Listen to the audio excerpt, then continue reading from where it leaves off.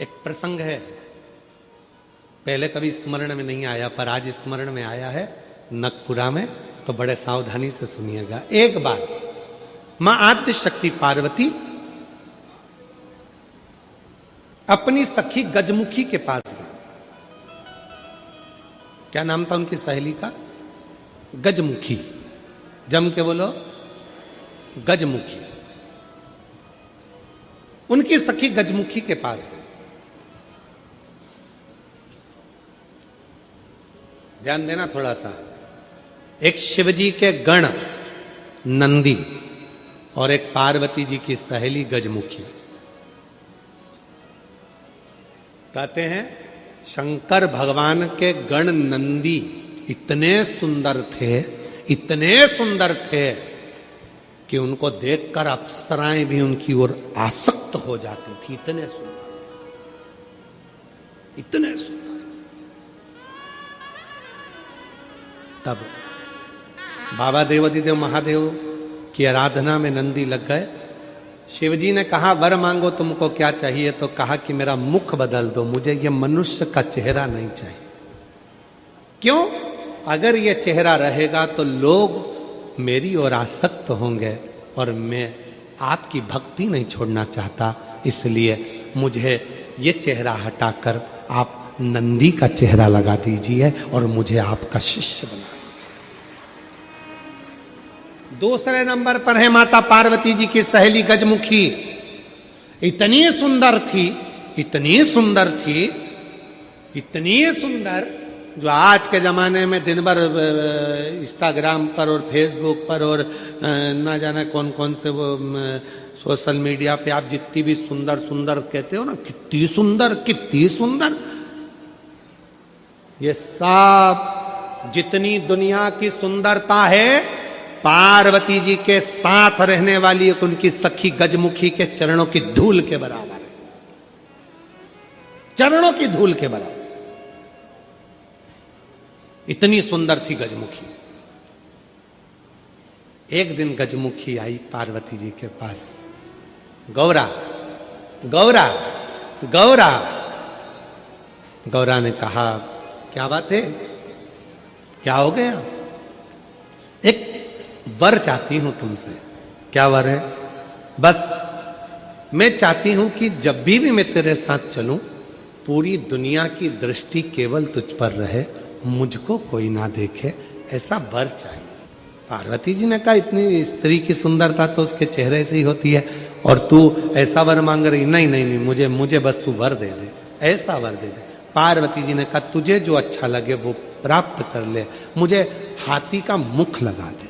हाथी का, ठीक है। गजमुखी हो गई पार्वती जी, बहुत सुंदर। अब एक बार गजमुखी ने नंदी से संवाद कर लिया।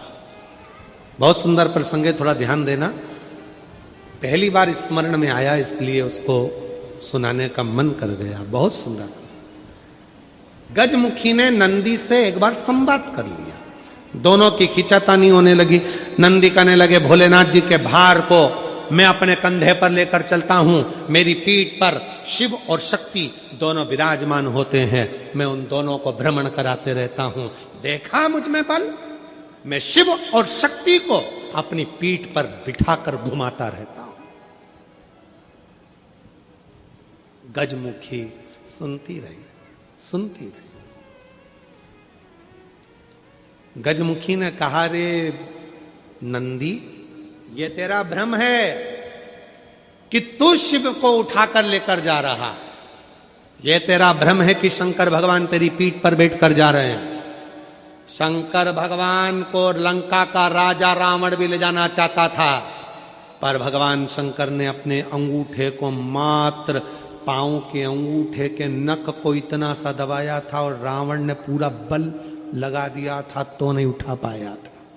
जरा सोच नंदी, वो तो शंकर भगवान की कृपा है तुझ पर, इसलिए शिव जब तुझ पर बैठते हैं हल्के हो जाते हैं, इसलिए तेरे साथ चले जाते हैं। पर नंदी मानने को तैयार नहीं।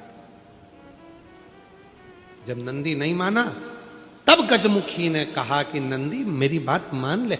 नंदी कहते नहीं नहीं, अगर तुम कहती हो कि शिव हल्के हो जाते हैं भक्त के लिए, तो तुम ऐसा कुछ कर कर बता दो कि शंकर भगवान तुम्हारे कहने पर बैठ जाए। ठीक है, आज गजमुखी पार्वती जी की आज्ञा लेकर तब साधना में बैठ गई। शिव जी प्रसन्न हो गए। क्या बात है गजमुखी, क्या चाहती हो? इतने दिनों से तुम तप साधना कर रही हो पार्वती की, आज मेरी तप साधना? क्या हुआ? बोलो गजमुखी, क्या चाहती हो? गजमुखी ने एक बेलपत्र का पत्ता दिया और बाबा भोलेनाथ जी से कहा, बाबा मेरा निवेदन है, इस पत्ते को मैं हवा में उड़ाऊंगी, आप उस पत्ते पर क्या बैठ जाओगे? शंकर भगवान बोलने लगे, अकेला बैठूं या पार्वती को भी बैठाऊं? गजमुखी बोली, इतने से पत्ते पर पार्वती भी बैठ जाएगी? शिव जी बोले, पार्वती को बिठाऊं, साथ में गणेश जी को भी बिठाऊं कि रिद्धि सिद्धि को भी बिठाऊं? गजमुखी ने कहा, इतने से पत्ते पर गणेश रिद्धि सिद्धि बैठे। शिव जी बोले कि कार्तिकेय को भी बिठा लूं कि अशोक सुंदरी को भी बिठा लूं कि जया विशारा सामरी बारी दौतली देव सबको बिठा लूं? इतना बड़ा परिवार सब बैठ जाएगा? इतने में शिव जी बोले कि भगवान विष्णु और लक्ष्मी को भी बिठा लूं क्या? कहा विष्णु लक्ष्मी, तू कहे तो ब्रह्मा ब्रह्माणी को, ब्रह्मा ब्रह्माणी, इंद्र इंद्राणी, 33 कोटि देवता इस पत्ते पर बिठा देता हूं, बोल गजमुखी। गजमुखी मुस्कुराकर बोली, ये सब तो नहीं, केवल आप बैठ जाइए। गजमुखी ने शिव नाम लेकर पत्ते को शिवलिंग पर चढ़ाने के लिए बस थोड़ा सा उसको नीचे की ओर गिराया। उतनी देर में उस पत्ते के अधर पर मेरा शंकर आकर विराजमान हो गया। मेरा शिव, मेरा शिव उस पत्ते पर आकर विराजमान। आवाज लगाई, नंदी जल्दी आओ। तुम कहते थे मुझ में बल है, मैं शिव को पीठ पर बिठाता हूं। तुमसे ज्यादा बल एक बेलपत्री के पत्ते में है, जो पूरे 33 कोटि देवता को एक पत्ते पर बिठा सकता है। एक बेलपत्र के पत्र में वो बल होता है, एक बेलपत्र के पत्ते में वो बल होता है, पूरे ब्रह्मांड को वो अपने में समेटे रहता है। तब भगवान शिव ने प्रसन्न होकर कहा, सुनो गजमुखी, आज मैं प्रसन्न हुआ, तुम्हें वर देता हूं। जब भी पृथ्वी पर मृत्युलोक में कोई पार्थिव शिवलिंग का पूजन करेगा और पार्थिव मिट्टी का जब कोई शिवलिंग बनाएगा, उस शिवलिंग को केवल थाली पर, पाटे पर या लक्कड़ पर नहीं, मेरा बेलपत्र रखकर जब उस पर कोई शिवलिंग का निर्माण करेगा, जो कामना वो चाहेगा उसकी कामना शिव उसी क्षण पूरा कर देगा, उसी क्षण पूरा। आप में से कितने लोग हैं जो पार्थिव लिंग का निर्माण करते हैं? हाथ उठाओ। करते हो सब? वैसे नहीं करते होगे तो सावन में अपन लोग सब मिलकर ही करते। काय में बनाते हो? पात्र में। पात्र के अंदर जब शिवलिंग का निर्माण करते हो तो सबसे पहले नीचे एक बेलपत्र रखा, रखते हो? जम के तो बोलो, रखते हो ना? बहुत जरूरी है एक बेलपत्र। क्यों? कहते हैं जब हमने शिवलिंग बना लिया, पूजन चालू कर दी, पानी डालना प्रारंभ करा, ये तो मिट्टी है, धीरे धीरे पानी चढ़ते चढ़ते गलने लगती है। जब मिट्टी गलने लगती है, शिवलिंग थोड़ा थोड़ा थोड़ा थोड़ा खंडित होने लगता है। मन में आता है कि हमने शिव जी की पूजन करी, शिवलिंग मिट्टी का था, गल रहा है। शहद चढ़ाने से, दूध चढ़ाने से, जल चढ़ाने से, अभिषेक करने से मिट्टी गलने लगी है, शिवलिंग खंडित होने लगा है।